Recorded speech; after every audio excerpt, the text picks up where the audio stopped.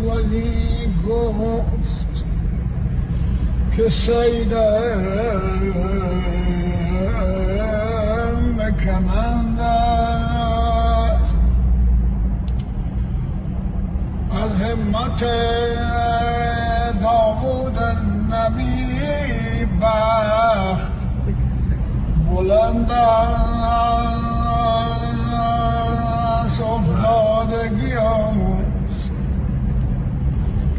افتادگی آموز اگر طالب فیضی، هرگز نخورد آب زمینی که بلند است. ماشاءالله. الان با این سن 91 92 صدای شما هنوز ماندگار زیباست.